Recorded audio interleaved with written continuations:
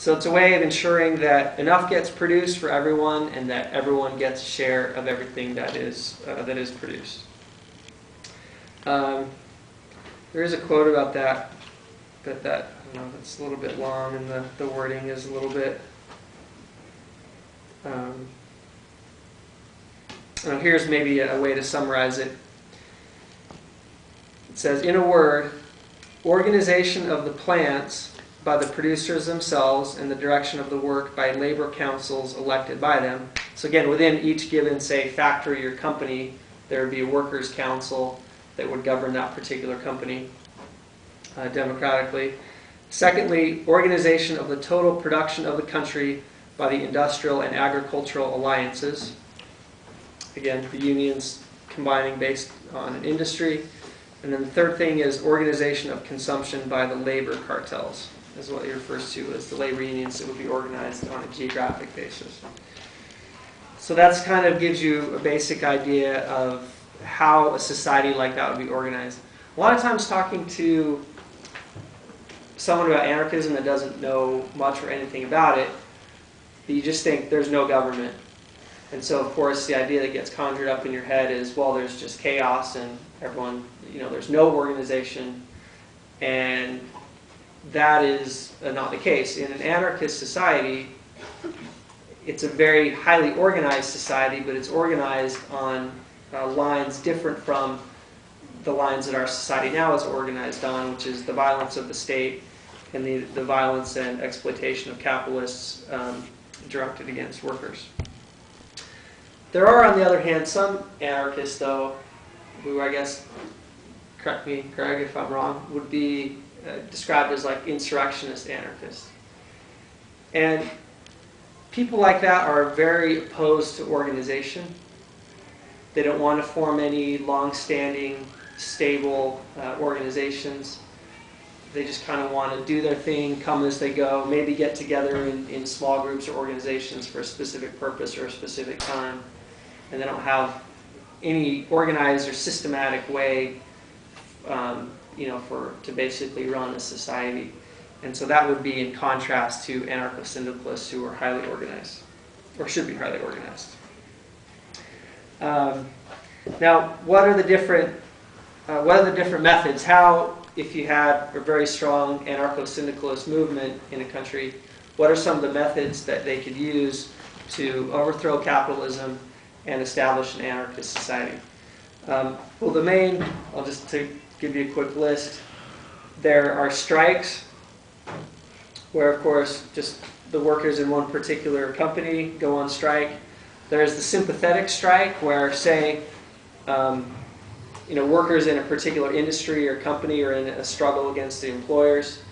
There would be people from workers from other companies or other industries that would go on strike in solidarity with those who are actually in the struggle. There's the boycott, making sure that companies who try to suppress unions or fight against the unions or prevent their workers from organizing, the other unions would organize boycotts to not buy products from that particular company. The other thing is sabotage. This is kind of an interesting thing I didn't know about before reading this book, but in the early stages of the labor movement, like 1600s, 1700s, there was a movement called Luddism. And I always grew up hearing that a Luddite was just someone who hated technology. In fact, I remember there was this one time when I was on my mission in Germany, sorry to have a religious aside, but I ended up running into this Catholic priest and talking to him on the street in a city called Heidelberg, and I was telling him that I was Mormon, and he's like, "No, you're not Mormon." I'm like, "Well, yeah, I am. I got a name badge on right here." And he's like, "No, if you were Mormon, you wouldn't use electricity, you wouldn't be wearing like modern clothes and all those things." So he kind of thought that I was a Luddite in the popular term that I used to think about it in, just, oh, we hate technology, and I didn't really understand why. But it turns out that the Luddites, it was a militant workers movement at a time when industrialization, or the Industrial Revolution, was going on. And so machines were displacing workers from their jobs and their positions, workers were being thrown out of their jobs because they weren't needed anymore. The machines were doing the work. So there was this workers' movement to go around and sabotage machines and destroy them to prevent workers from being tossed out of work.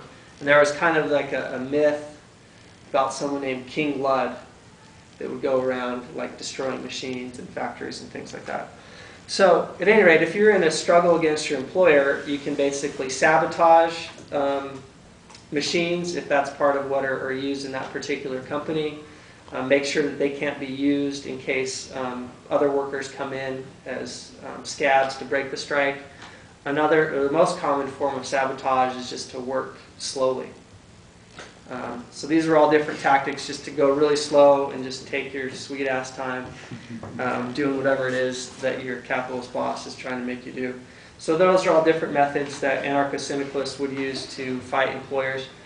And then, of course, the main one is the general strike. If you have a strong enough labor movement, you can have a general strike where you're able to basically shut all of society down, especially if you control or have workers that operate in like the really key parts of a society, transportation, energy. You're able to shut down an entire society, even if just a few of those core industries are shut down due to a strike. So if there's any type of struggle, that's one way that workers can wield a lot of power.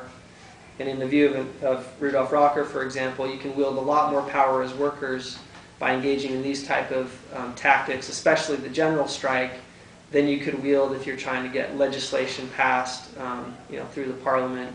Because even if a law does get passed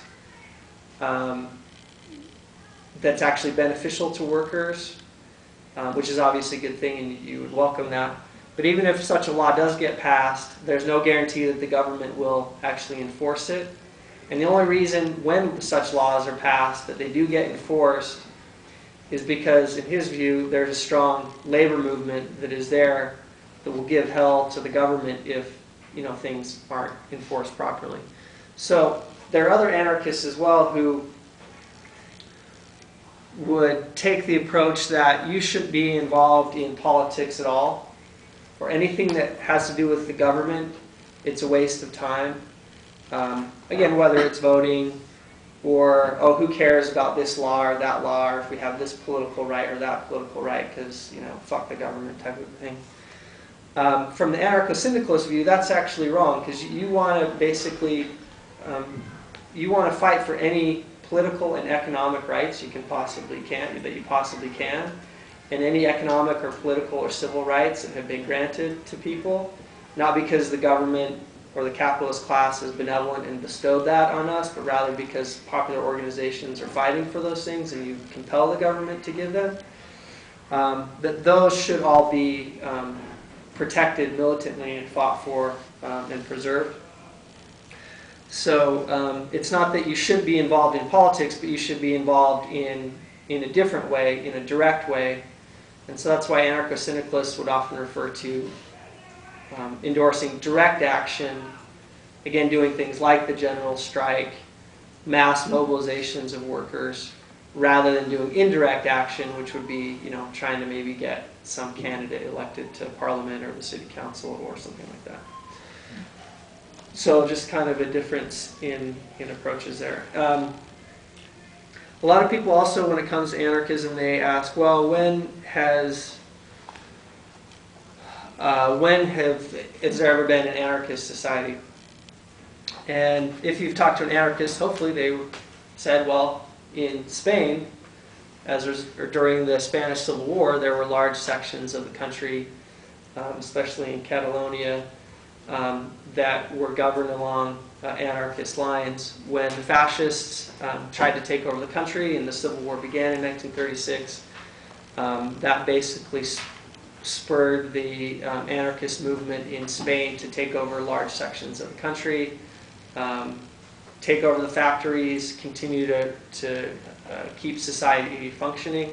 When it came to agriculture and land, they had two approaches. Either people were allowed to keep the land, of course, that they were already working, or were given some land that they could work individually on their own, or if people voluntarily wanted to form collectivized farms, then those were supported as well. So there's both collective farming and individual farming, but the point is each person has ownership of the means of production on their own that they own and can work and provide for themselves and provide for others. And that again would be in contrast to the Soviet Union, where there was forced collectivization of peasantry.